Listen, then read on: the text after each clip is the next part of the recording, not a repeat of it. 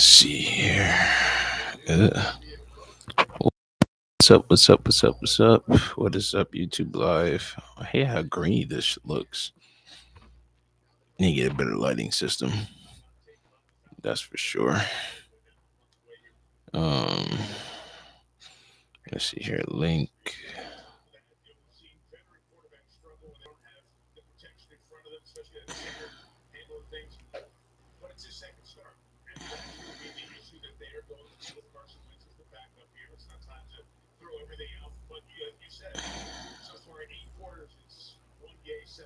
All right.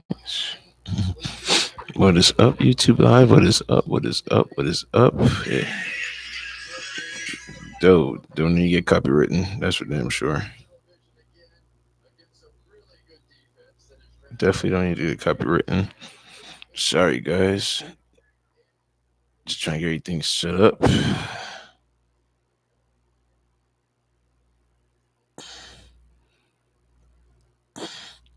What in the world?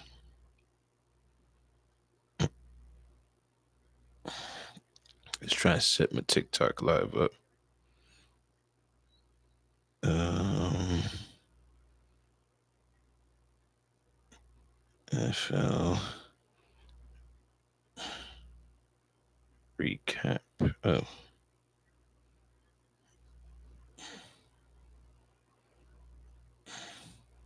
week 2.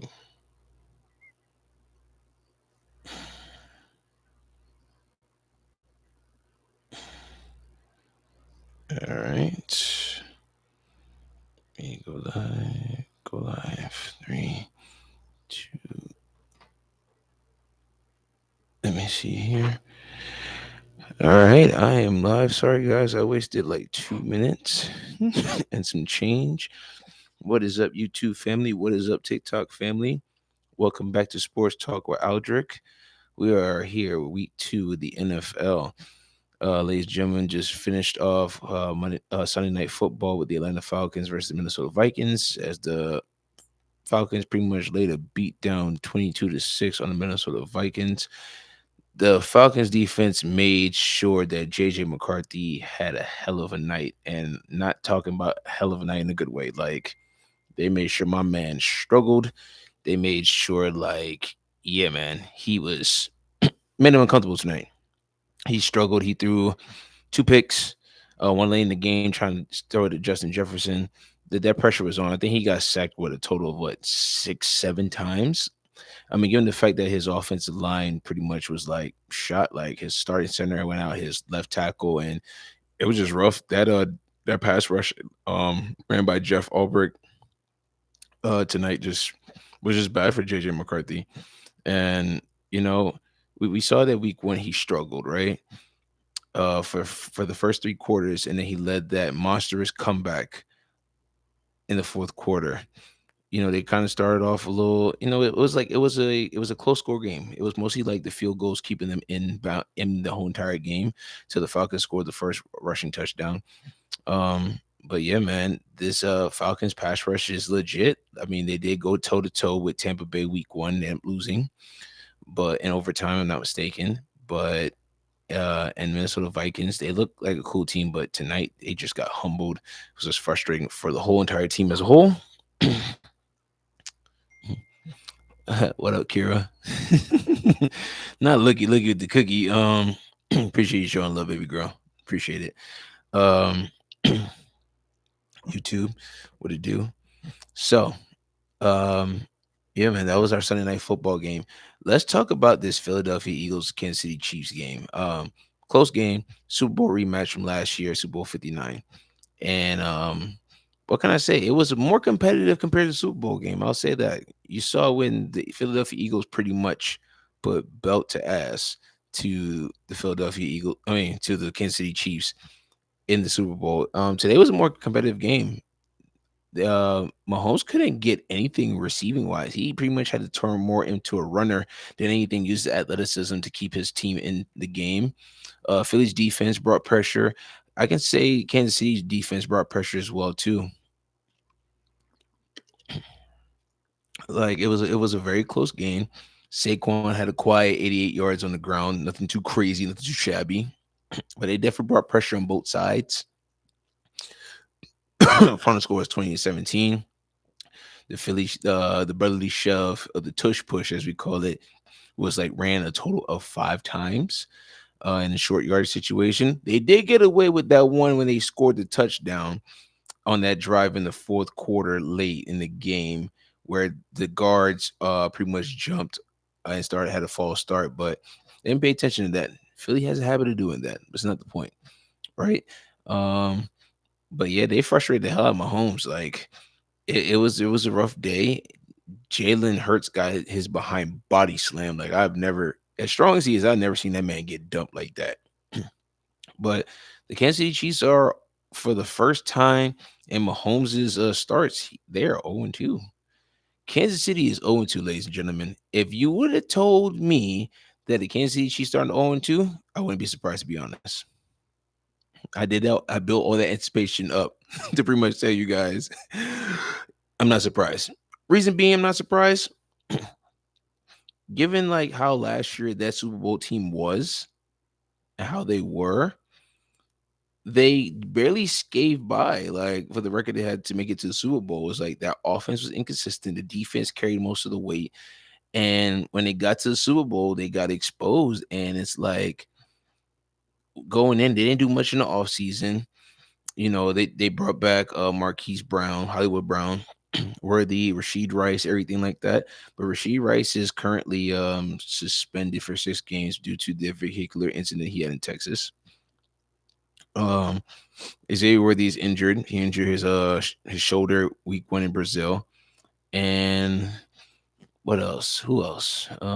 Just they don't have it much. They got Juju Smith Schuster, Travis Kelsey is trying to still find his groove back. But I'm not surprised they're 0-2. To be honest, like the way the Chargers played them, they were trailing behind. The way they started off, Kansas City is very, very much vulnerable this year. And much people want to say, yes, you can't count out Patty Mahomes, which I fully agree. This ain't the same team. This is not the same Super Bowl dynasty teams that they had built throughout the course. Like, to be honest, I'll be shocked if they make it to the playoffs. Well, no, let me cut down completely. They'll make the playoffs, but I see them getting bounced out the first round. That's my God honest opinion. Like I think they make the playoffs, but they get bounced out the first round. But it's Mahomes. You never know what can happen in the playoffs. That's just my prediction. They make the playoffs, get bounced the first round. If they make it to the divisional round, I'll be shocked. All seriousness. Philly looked a little better compared to week 1, but you can tell their secondary is still kind of, you know, the secondary is still kind of a little shaky. You know what I'm saying? And especially in that corner side from Kenyon Mitchell, it's something to be cause of concern.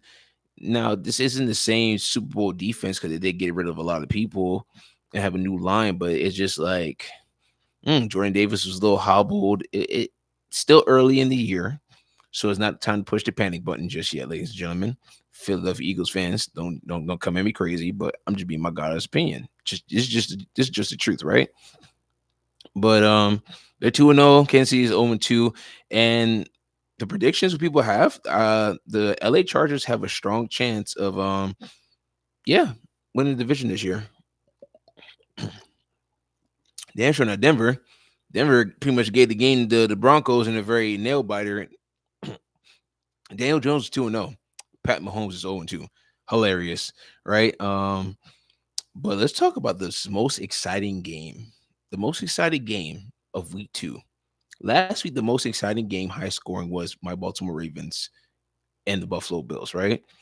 Today, it was the New York Giants and the Dallas Cowboys. You heard correctly. Those two NFC teams who happen to struggle, especially when coming to make it to the postseason, had the most high scoring game today in week 2. Final score was 40-37. The Cowboys took the victory. It was back and forth. Russell wasn't heard all the noise, ladies and gentlemen, that y'all was saying. Should we go to Jackson Dart? Russ can't cook. Um, Dak, they lost nail biter in Philly because CeeDee Lamb got butterfingers. I guess they heard all that noise and said when you play each other today, it's all out war.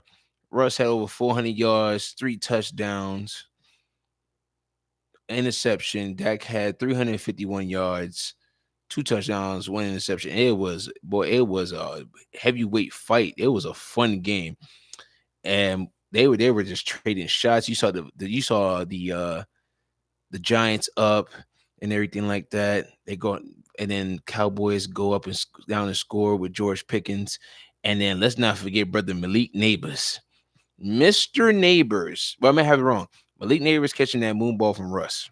Malik had a day. He had 8 catches, 143 yards, two dubs today. And George Pickens caught that touchdown, and it pretty much is like, okay, it's looking like, okay, we kicked the field goal. The Giants about to win. I got a couple friends and some Giants fans. They're watching, like, y'all don't want to get excited. I want to get excited. And referee saw don't blame for not getting excited because why? Dallas drove down the field. Aubrey got a damn leg on him. You thought Boswell was like that? Man, Brian Aubrey said, hold my beer. I'm kicking this bitch to the goalpost.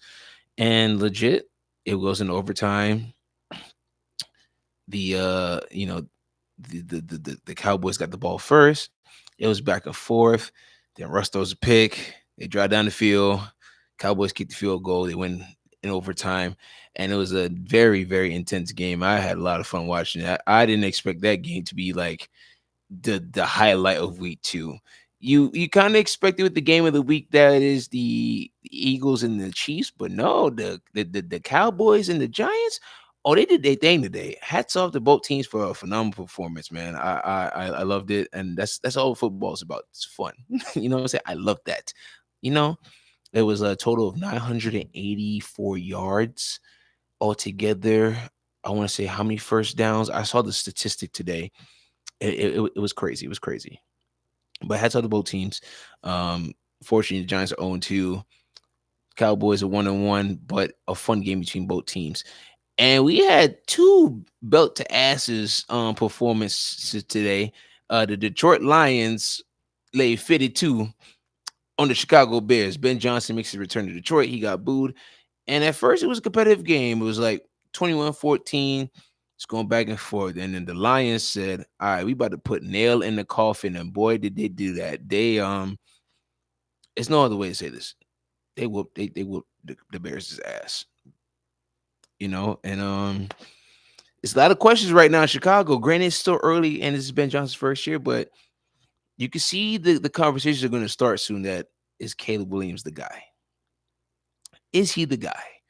I still give him time. He's a young quarterback. He still got to develop, but he does look like his play progression has gotten better since last season.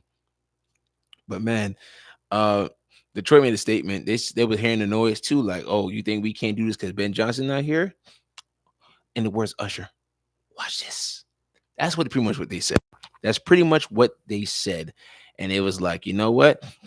Yeah, I ain't got nothing on us. And bruh, they did that. The other team laid a smackdown was my Baltimore Ravens on them damn Cleveland Browns. We dropped 40 points again, and this time we won. The Cleveland Browns was talking all that bull junk all week. And y'all about to say it's the AFC North. Everybody, when you play your divisional opponents, it tends to get competitive because you play them twice a year. They know you very well, right?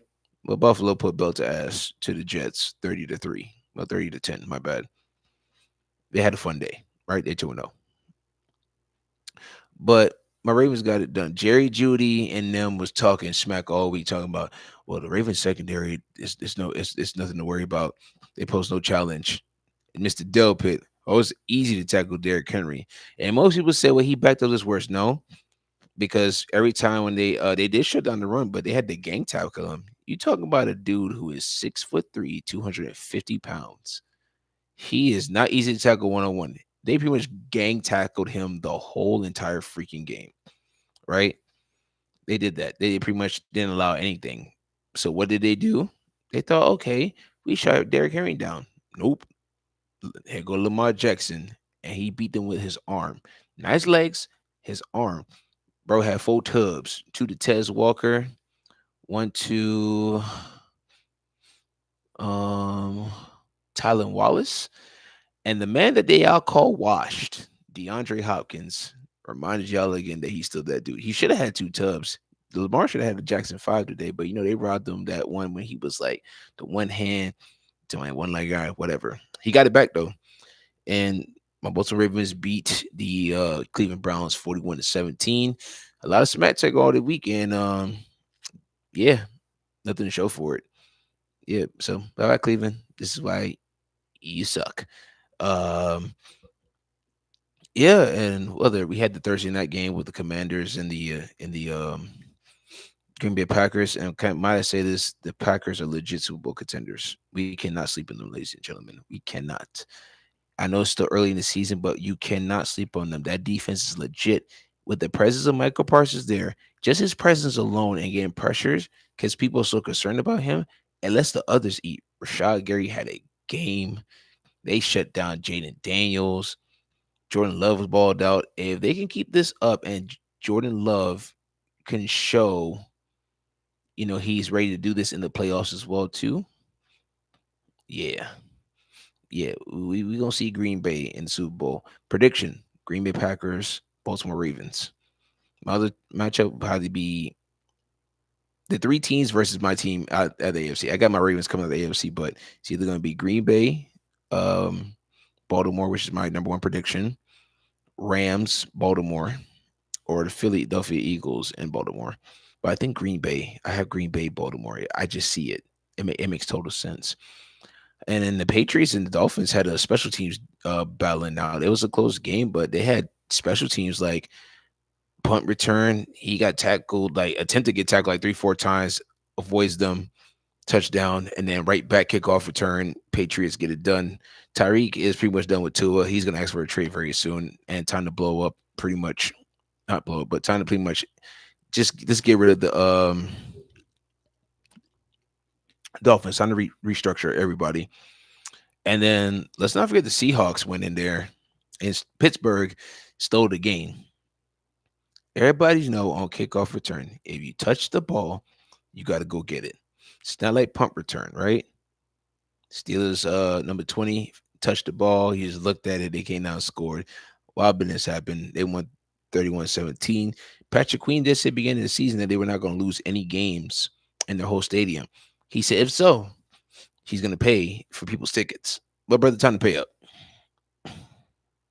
Yeah, time to pay up. And then Rams belt to ass Tennessee Titans, and the Jacksonville Jaguars and the Cincinnati Bengals pretty much had a nail biter. Joe Burrow is injured once again, unfortunately. And before anybody says, yes, I'm a Baltimore Ravens fans, but at the end of the day, I respect the competition and I don't ever want to see people get hurt. Mr. Brown, the owner of the Cincinnati Bengals, what are you doing to protect Joe Burrow? You invested all that money into him and your 2 wide receivers, but not much in your line because not the Jacksonville Jaguars doesn't have a defensive line that's potent. Yet they got through with ease, and they would like Myles Garrett got through with ease. But we understand it's Myles Garrett. But the Jacksonville Jaguars had no problem getting to Joe Burrow, which resulted in him having turf toe, a grade 3 turf toe. I didn't know it was different grades. And now he's possibly going to miss 3 months because he may have to have surgery on it because the severity of how bad that is. And turf toe is a mother to deal with. All right. It's just, but Cincinnati edged out the win, even though the refs gifted them a pass interference. So Travis Hunter played that ball very well, and all the masters was like, that was not pass interference. But hey, anything to make sure the Bengals somehow still may get into the playoffs. But Joe Burrow's hurt, possibly out for 3 months. Yep. Cardinals defeated the Carolina Panthers 27-22. Cardinals are off to a 2-0 start. Panthers off to 0-2 for another season. And that is the week 2 for the NFL, ladies and gentlemen. If I miss any games, please let me know. So we had some college football yesterday, ladies and gentlemen. And might I say, I was at work last night, so I couldn't do a recap, but I did tune into the games. And Georgia Tech versus Clemson was the highlight of my day, right? I grew up in Atlanta. So if you're down there for when it comes to college football, you're either a UGA fan or you're an Alabama fan. And you have some people that's Georgia Tech fans, right? Since I don't remember the coach's name, but since he took on the program, Georgia Tech has elevated, and they are on a roll. They upset a top ranked school in Clemson. They've done that like for the past 2 seasons, and that game, yo, that game was amazing. Georgia Tech showed fight. They didn't give up. They didn't quit. They had the lead. They said, "Word, we got to end it right now. Drive down the field, boom, kick it, upset Clemson." And now they're the talk of the ACC. When you hear the ACC football, you think about Clemson off the rip, right? ACC is not much of a powerhouse, um, but they're one of the Power Fours. And normally, when you hear ACC, you think about Clemson, Florida State, because they're getting back in the groove of the glory stages. Georgia Tech making some noise, so I hope to see they continue this momentum. And who knows? They might make a college football playoff push. But then you have my Georgia Bulldogs giving me the illest anxiety against Tennessee that came down to the wire in overtime. We edged it out 41-38. But Tennessee ain't no joke. Since Nico I can't pronounce his last name for the life of me. Right? They made the college football playoff. Boom. He had that whole fiasco. He left, right? To UCLA, which they're 0-3. Deshaun Foster got fired today. Think it's BS because it's just his year, but you know how when it comes to, yeah, right? Julian Aguilar is there. Jeremy Aguilar, Julian Aguilar is pretty much there, right? He leaves. They swap. Him and Nico swap schools. They look far much better with Aguilar than Nico. And they brought it to us. Tennessee's definitely no joke. They can make the CFP once again. And they took us to the wire. And just like every time Georgia and Tennessee play each other, it's like a nail biter. But this one was like, yo, I thought Tennessee was about to edge it out. But Gunnar Stockton did his thing. That Georgia defense, Zachariah Branch from USC, big name to come over to help us out, man. That was a nail biter. That was a great game. And then at work, I was watching the Ole Miss versus, excuse me, Ole Miss versus Arkansas game. That game was a shootout as well too. Ole Miss came out with the win. LSU pretty much put belt to ass to um, Florida. Florida has now lost 2 straight. They got upset by South Florida last week. Now they got dog because DJ Lagway threw 5 picks against LSU. LSU's look like it's legit at the SEC West. Bama, they beat Wisconsin, but I don't know. Bama don't got that aura no more. Who knows? It could prove me wrong. But like I said, when it comes to college football, I'll just touch mainly the main games. Like that was like marquee. Texas A&M upset Notre Dame. Notre Dame's off to an 0-2 start. So that is interesting. Very much so. Excuse me. And that's pretty much my college football recap. It's tough to talk about. I would like to shout out Delaware State though, by the way. Deshaun Jackson, he got them boys 2-1 right now, and they're doing a hell of a job. And I gotta say, HBCU is looking phenomenal. Having guys like him and Vic over there, even though Vic they got dog walked by Rutgers, but having those big names, those programs are in good hands. And to cap off the night, we got to talk about history that we all witnessed last night. Terrence Crawford defeated Canelo Alvarez in what was the biggest boxing card of the year. And he put on a masterclass. When this fight got announced, right, we were like, oh shit, it's happening. So people were like, in a way, underestimated Bud Crawford. Because like Canelo this, Canelo that. And Canelo, great, one of the legends, great his career. Nothing to be taken away. People just trying to diminish his career, this and that. But all three people asked me, I said, I got Bud Crawford. What?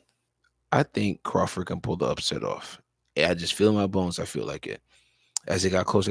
You just look at both men had confidence. But you just looked at Terrence Crawford, how composed and poised he was. He was too calm. He just knew he was well prepared, and he was gonna let the world know that I'm that dude.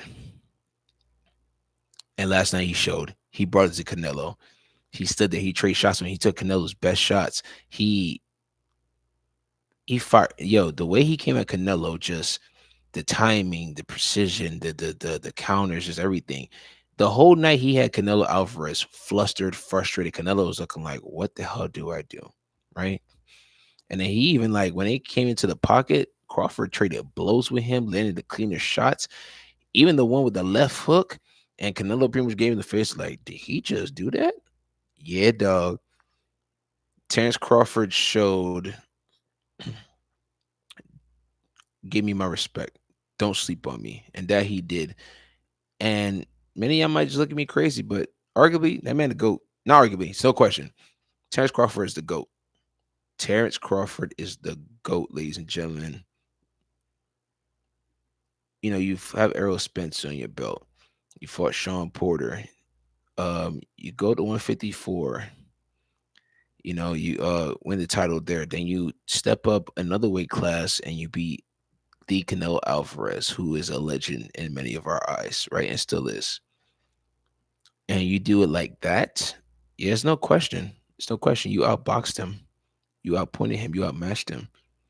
Like I've never seen Canelo that frustrated in a long time. Like he didn't know what to do. He was like a deer in headlights. That's all to Terrence Crawford. And where do they go from here? Neither man has anything to prove left in their careers. They're done. They could be at the highest level.